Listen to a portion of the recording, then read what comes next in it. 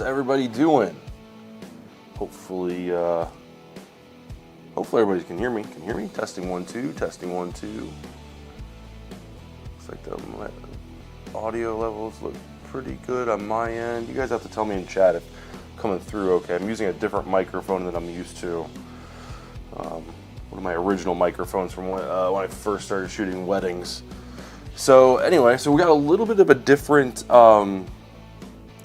different stream for you guys here. I just shot a wedding this past weekend, and I was getting all my camera gear ready to put back up in the studio, and I was like, you know what? This would be, rather than going through another editing stream, maybe we can go over the different cameras that I use and kind of go over what you can do when you're first starting out if you're looking for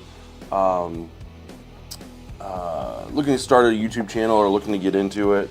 But anyway, so I've got most of my stuff pulled out here that I'm not using. So I got the overhead camera already installed, and then my camera off to the left that I usually use for my camera for my streaming view.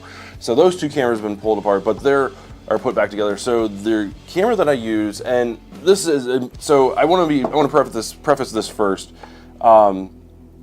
This camera setup that I use was not purchased for YouTube or anything like that. This was strictly for my wedding videography business that I've been doing for probably about, I don't know, about almost a better part of 10 years at this point. So I've acquired this stuff over time. So it wasn't like, oh, I'm going to start a Nerf YouTube channel, and I immediately went out and bought, $15,000 or $1,500 camera body and tons of lenses and all that stuff. Like, no, this is, I've gradually acquired this stuff, and what I'm trying to say is this is 10 years in the making, I guess. And when you're first starting out, like, the best thing that you could use as your camera is this thing right here, your cell phone. Like, if your cell phone is less than 7 years old, in most cases it can shoot 1080p video, and that's perfectly acceptable for shooting YouTube videos when you're first starting out. I would honestly say what you'll want to start out with is, rather than dumping money into your camera, because those are changing quite a bit on a regular basis, dumping money at the very beginning into your audio solution. Many people will kind of back me up on this, because it's a pretty common knowledge at this point that audio is kind of higher tier than video. People will forgive a poorly edited or poorly shot video in most cases. Now, obviously, if you're out of frame, or if you're out of focus, like, that's one thing. But like, shooting in 1080p versus 4K, that's kind of excusable. What's not excusable, and what is hard for people to pay attention to, and I might actually find out because of the audio that I'm using, is poor audio.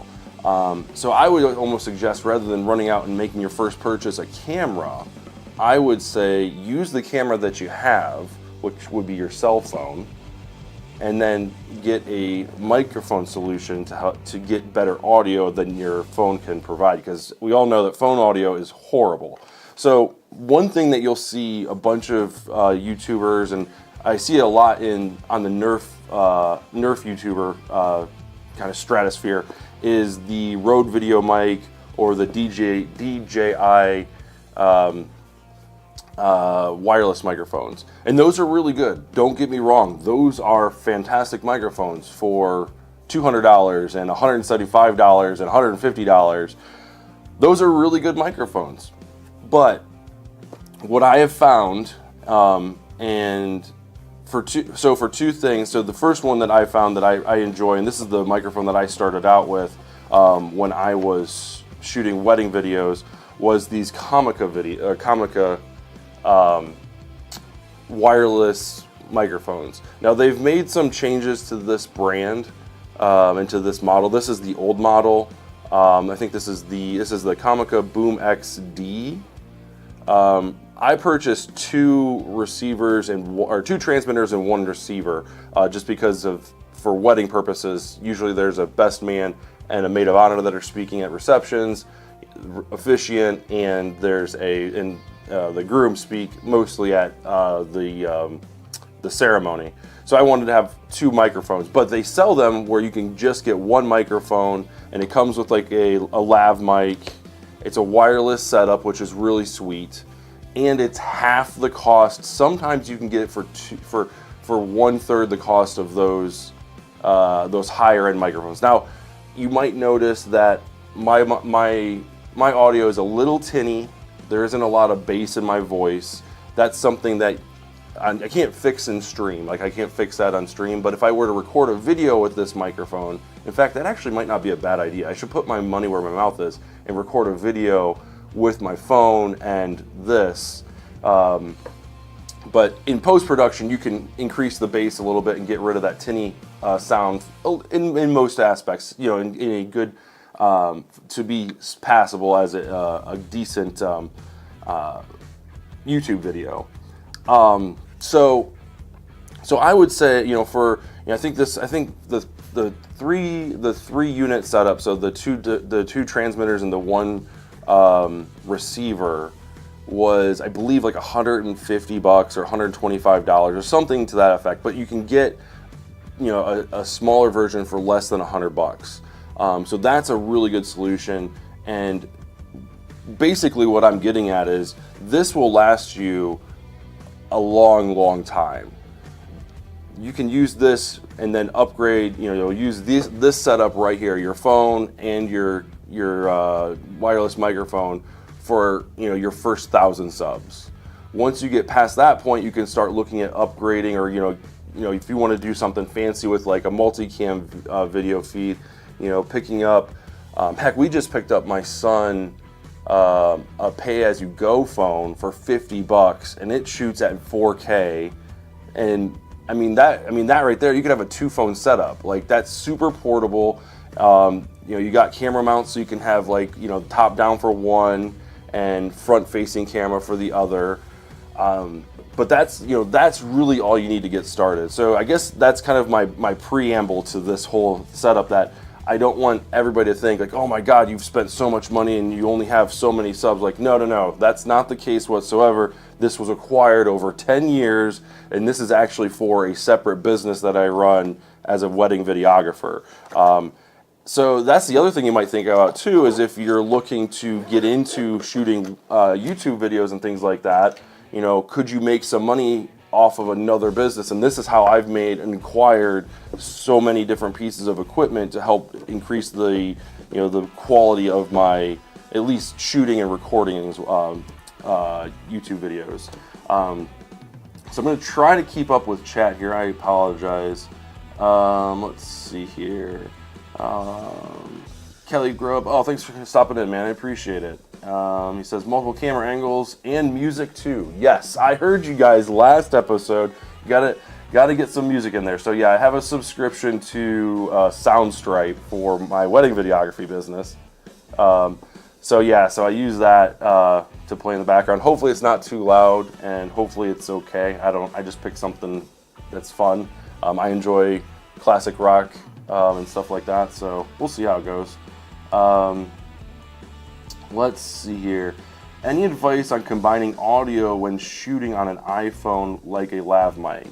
So, Kelly, for that, what I do in every video, well, what I try to do in every video, is I hit record on both my camera and my lav mic. If you've got multi-camera, then you got to hit record on all those. But I always do kind of what they call a clap test. So I will reach out and clap 3 times over the course of, like, it's probably like a 10 seconds. So it's like clap, clap, and then clap. That way I have audio coming in from the 2 cameras that I can see the wavelengths in my audio software, and then also in the on the audio feed from the lav mic. And then I just use those 3 claps to line them up as best I can. Obviously, it's not going to be perfect every time. There are some cameras that will let you record directly into them, and that's actually one of the benefits to my old setup versus my new setup. So my old setup with these wireless microphones, The receiver actually fits on the hot shoe like this, and it plugs in. This is the transmitter, so it looks very similar. It's got an audio out and it plugs directly into the camera. So there are no audio syncing issues. Like, it's literally recording from my lav mic into the camera, and that's the audio that I use. Now, since I've upgraded both of my wedding videos and then also, you know, subsequently the YouTube videos, I've switched over to a kind of a local recording unit, which is called a Tascam DR10L. This records locally to this thing.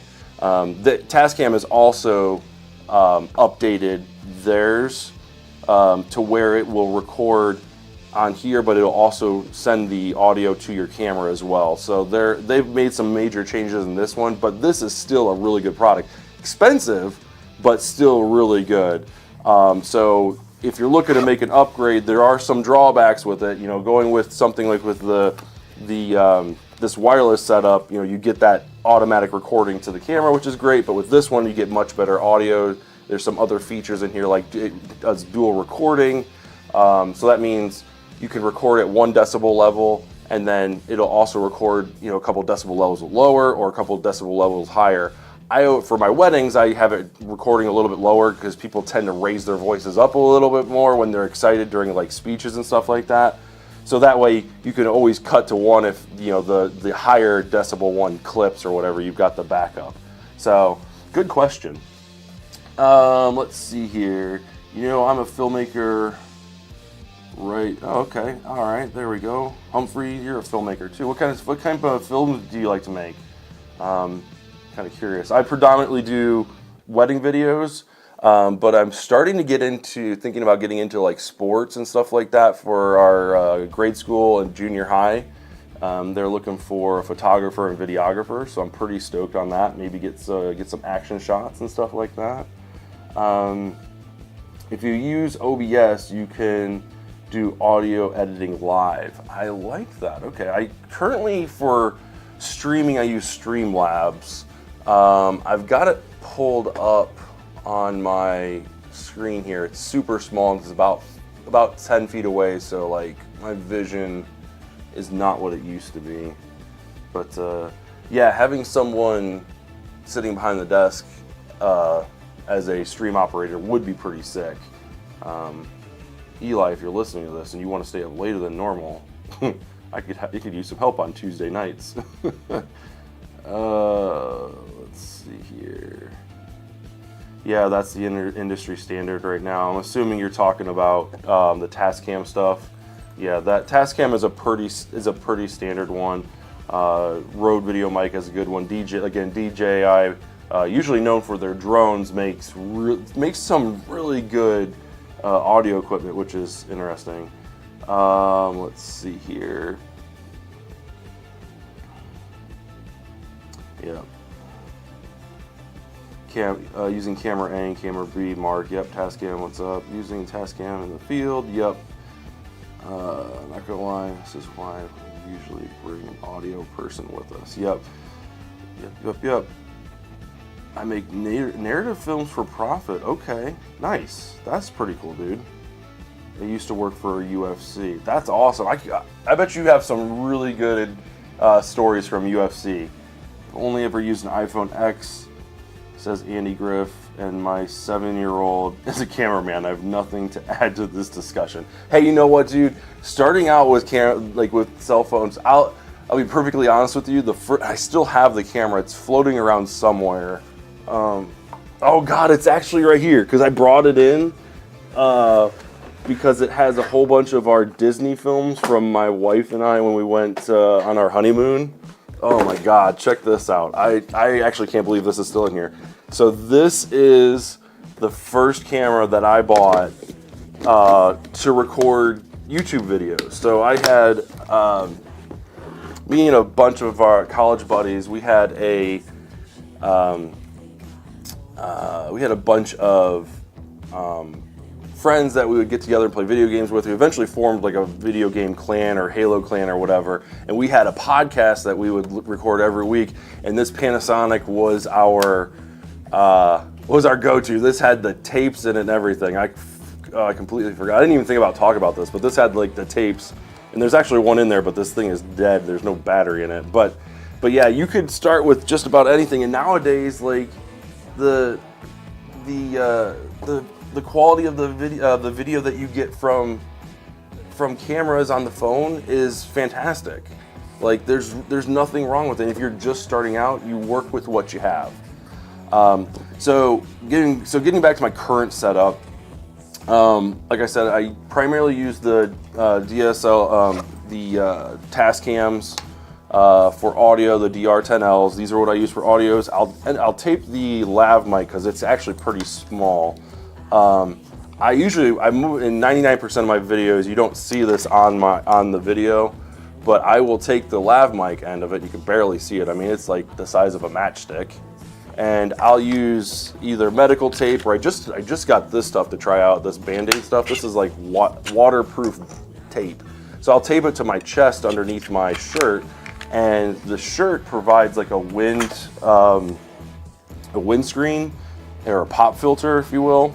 So like with peas and stuff like that, you won't get like that plosive response that blows out your ears if you're wearing headphones or damages your speakers. Oh, I kind of need that. This little thing. It's a wind filter, pop filter. So I use that. And then as far as cameras go, I'm trying to get I've got 3 Panasonic GH5s. And I really only use 2. One is set up above me, and it's got a cage mount, and it's attached with 2 small rig like adjustable arms or whatever, so it's pointed straight down, and it basically I get the whole table with that. Everything, outside of the table, just a little bit, maybe a couple inches outside of the table. Just that way you guys have seen, if you've watched my editing streams or whatever, you've seen me rotate and kind of change the pitch and all that of the overhead camera, because I never get it quite right. And that's mostly because the office that I work out of is actually like a 3 seasons room where it's like a patio that's been closed in. So the floor is at like a slight slant, and the roof is level. So it's trying to get that, match the slant of the table that is the pain in the butt. So that's hanging from a custom built camera rig setup. And actually, to tell you the truth, I know you guys can't see it, but I did a video about a year ago now on the channel. It only got like 20 views or whatever, but I did a full studio walkthrough, and I kind of showed off kind of the stuff that you're not going to see now.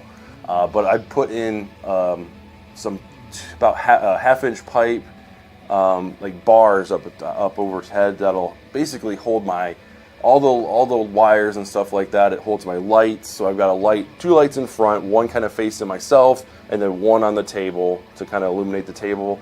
And then I've got one behind me acting as a hair light, and that basically will break up the background from myself.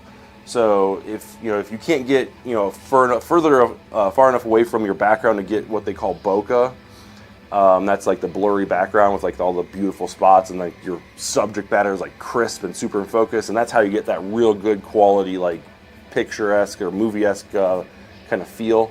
A good substitute for that is using a hair light, and that will basically light the back of the person or back of your subject, and that will kind of give you kind of like a silhouette or like almost like a halo rather, and that will break you up from your background.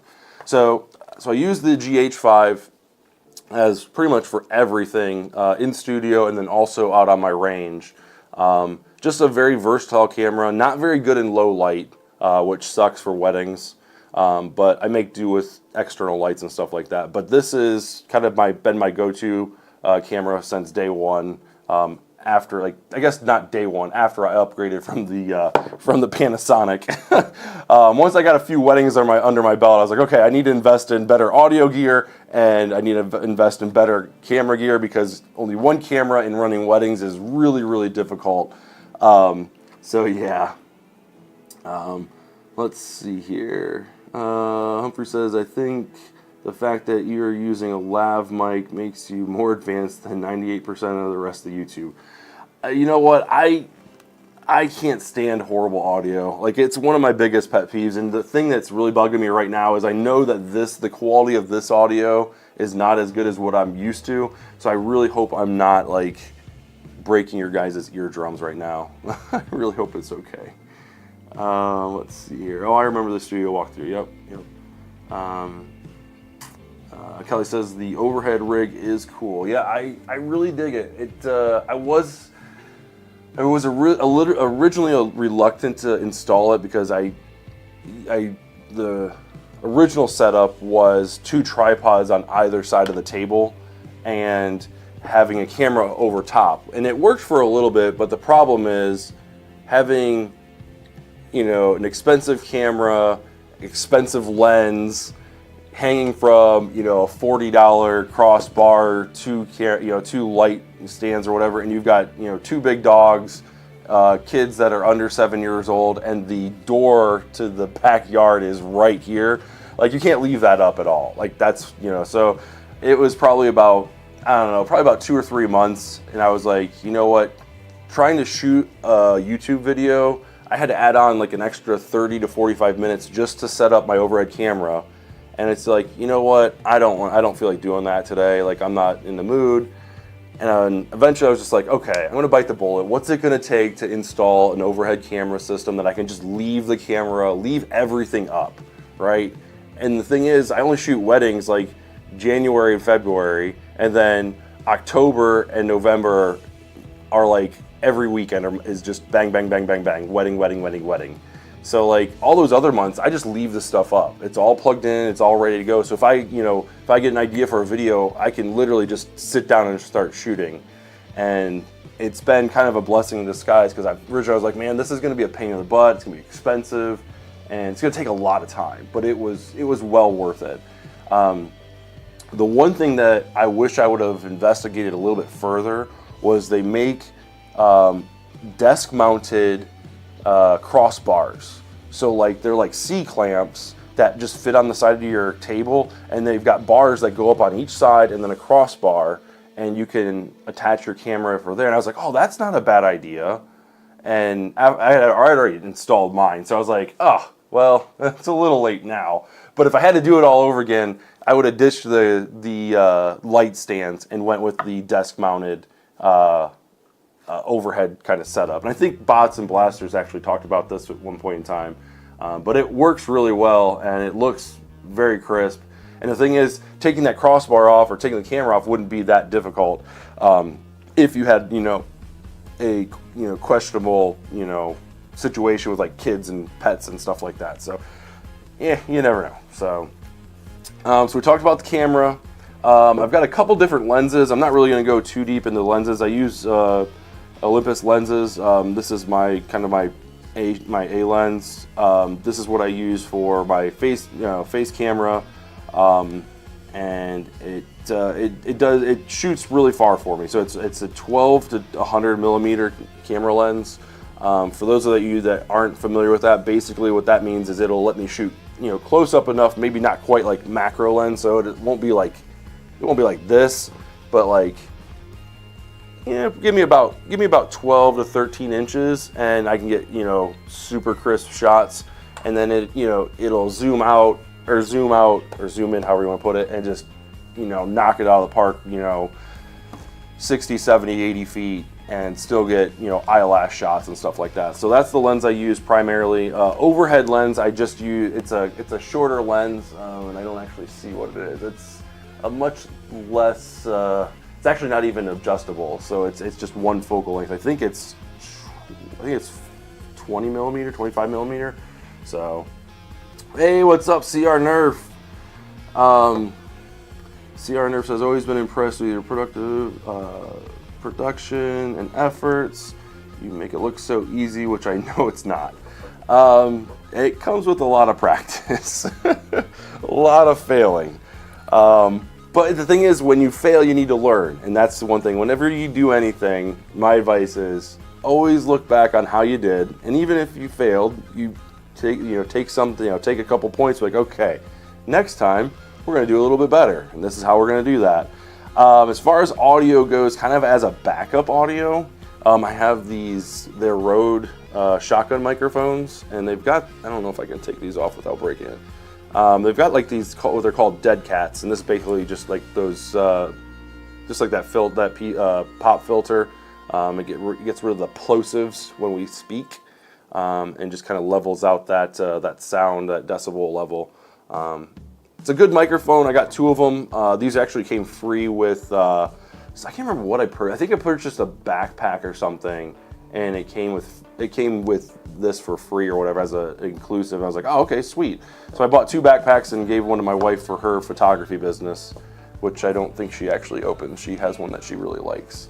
But so these are kind of my secondary mic. So I'll hang one of these from the up above. I've got kind of like an adjustable boom arm that's attached to the overhead camera. So that's got a microphone that's directly towards my mouth, and that works really well.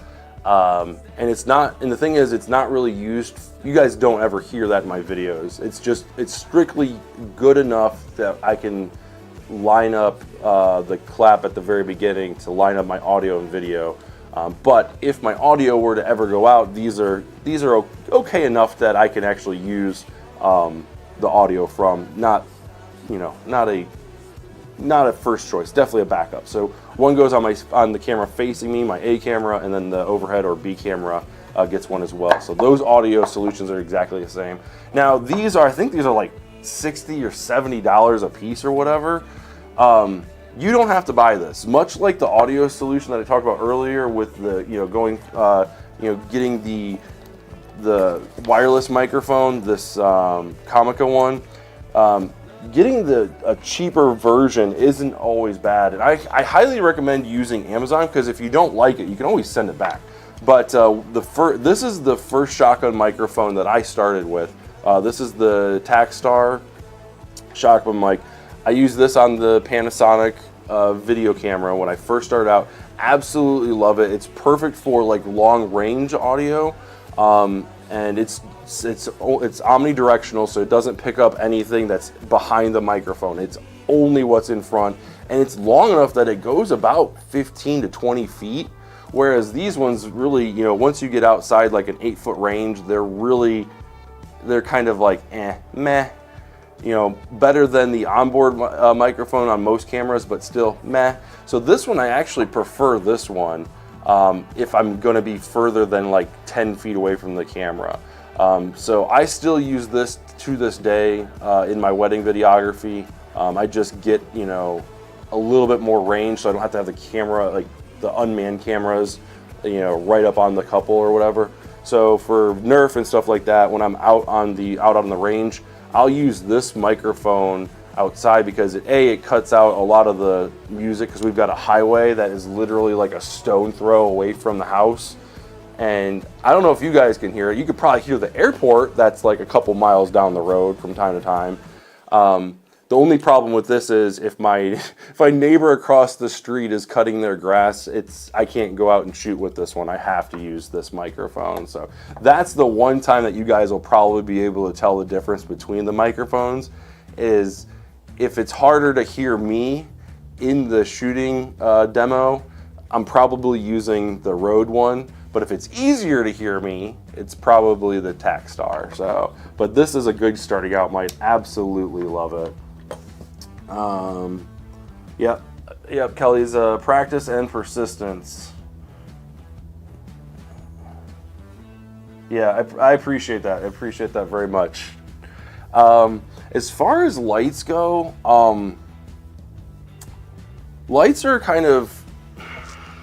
tricky subject, because you can get some really expensive lights, and they have a whole bunch of features that are available to you, like different tones, different what do they call it? Different temperatures and things like that. But just like simple like LED, pocket-sized lights work really well. Actually, the one that I use to light the table up is one very similar to this. It's just got a set of LEDs inside. You know, it's battery powered. This one doesn't have, no, it doesn't. This one doesn't have wall DC power, so I can't plug into the wall. It runs off these really big ass batteries, and it'll run for a few hours, but it plugs in. Come on, it plugs in just like that, and it's got, you know, it's got some pretty bright lights. I'm not gonna blind you guys, but you can change like the temperature, you can change the intensity, and all that stuff. So you can go from more of like a warm yellow to, like, you know, all the way up to like a hospital room white. So you can use something like this. I would recommend, if you're gonna go for LED lights, make sure that it don't go off, don't rely on batteries. Batteries die, they fade over time, they're a pain in the butt to charge, and it's a pain in the butt to set up.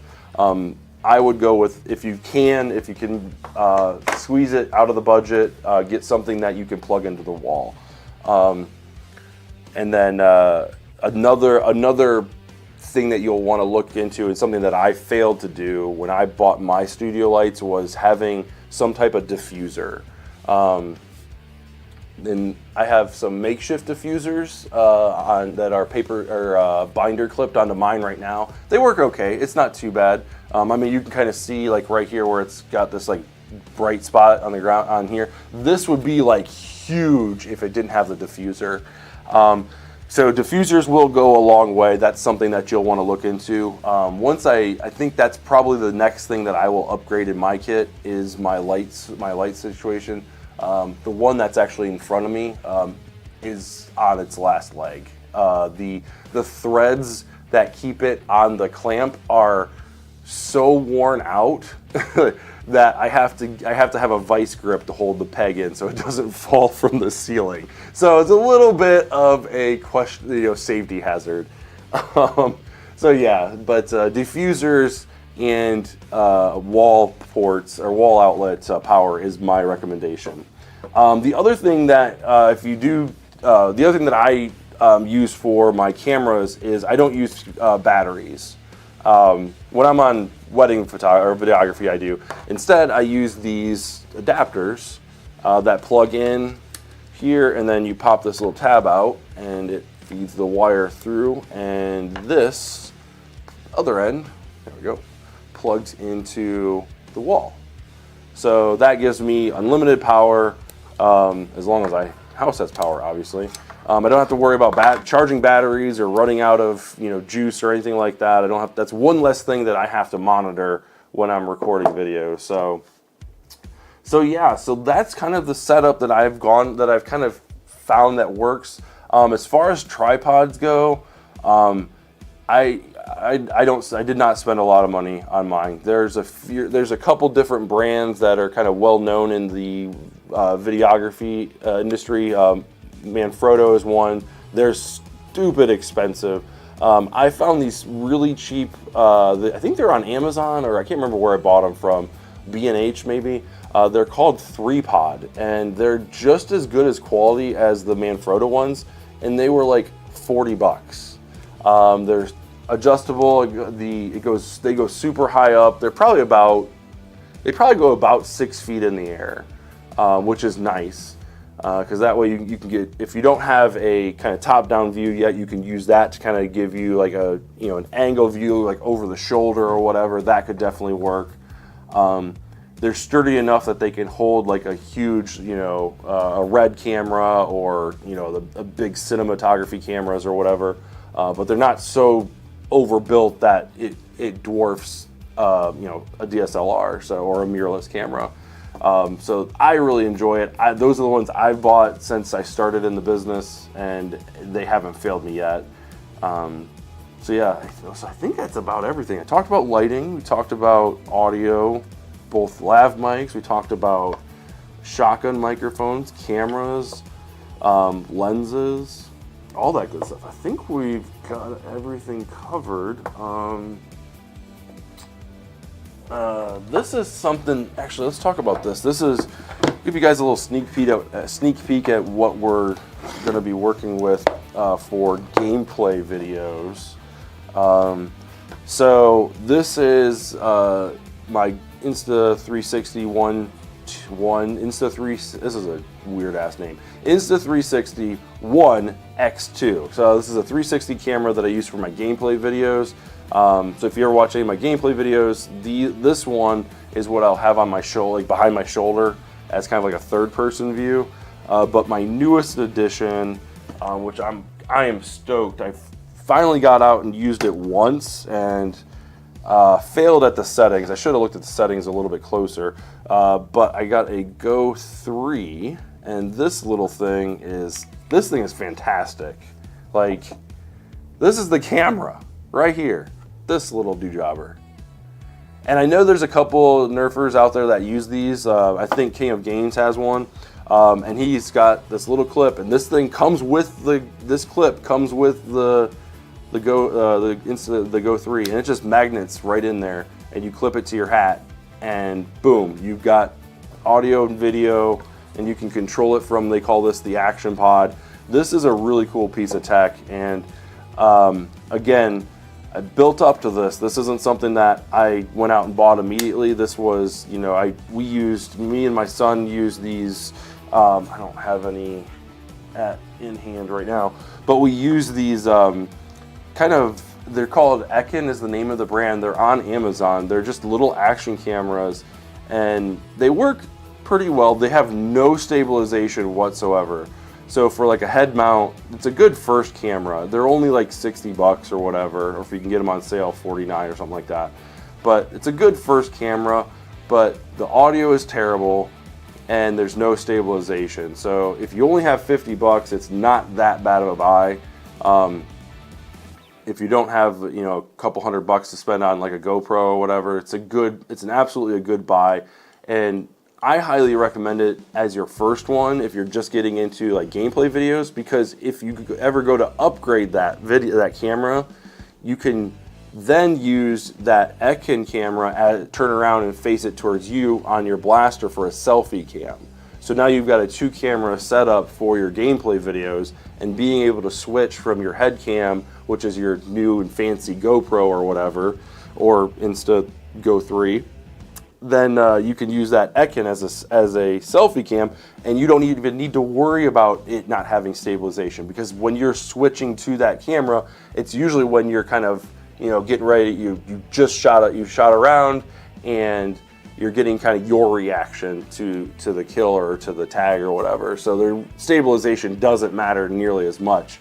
But again, if you're just starting out, getting that Ekin camera isn't a bad choice, and it served us pretty well, just as kind of like a budget-friendly version. So I'm looking forward to getting more gameplay videos. I want to take it to some HVZs and record some HVZ stuff. So let's see here. Yeah, Kelly says, I just wish it rotated footage more reliably. Kelly, there actually, if you go, I found in the settings, I updated my the firmware of it, and there is a rotation lock on it. Now, I haven't exactly figured out if that's like the rotation on the Action Pod, like it's always like horizontal, and if you tilt it, it'll stay horizontal, or if it's the actual like footage. But I know exactly what you mean. It's frustrating when it records vertically and you're like, the actual camera is horizontal. It should be recording horizontal. But yeah, that makes me so mad. But 61 inches max height and comes with a case. Does come with a case. Yep. So, all right, guys. So, any other questions or anything like that? Anything you want to chat about the hobby? What do you guys think of the Siren Blasters? Whew. Haven't quite pulled the trigger on those ones yet. Tell you what, what's the flywheel one? I can't remember what it's called now. The Siren. Oh gosh, it's not the Muller. I can't remember what it's called. The Flywheeler. I was honestly considering getting that for my 8-year-old for Christmas coming up. It looks small. It looks too small for me. Blank. Thank you, Andy. It looks too small for me and my ever-growing, soon-to-be 14-year-old. But for him, you know, he's fitting really well with the Thunderbolt. He really likes the Thunderbolt, and I was looking for something upgradable. I almost considered getting him the Maxim, but the idea of having that power dial on the Blink really has me kind of curious, and it might have me withdraw $100 from my bank account. Let's see here. Kelly says, let's see here. Andy says, great company, bad grips. Yeah, yeah. Kelly says, I don't know, but the aesthetics of the Siren Blasters aren't for me. Yeah, I can get you. I can get behind on that. Yep. I don't know. The thing is green, and green is his favorite color. That's why he like kind of gravitated towards the Thunderbolt and loved it so much. But you know, Venom and X-Fox kit. Yeah, the Venom and the X-Fox kit. That is a go-to. I love my Venom now. I got the parts printed out from Dead Man's Foam for the single trigger. I just need to find time to get that taken apart. Once I found out that was, you don't have to like desolder anything, you just use everything that's in there. Like I was like, oh, this should be easy. So maybe we'll do that on stream next week, because I got all the parts printed. So maybe we'll stream that next week. So, all right, guys. Well, I'm gonna head out. I really appreciate everybody stopping in. Thank you so much for the support. I really, really do. Like I said, I can't say thank you enough. This community is awesome.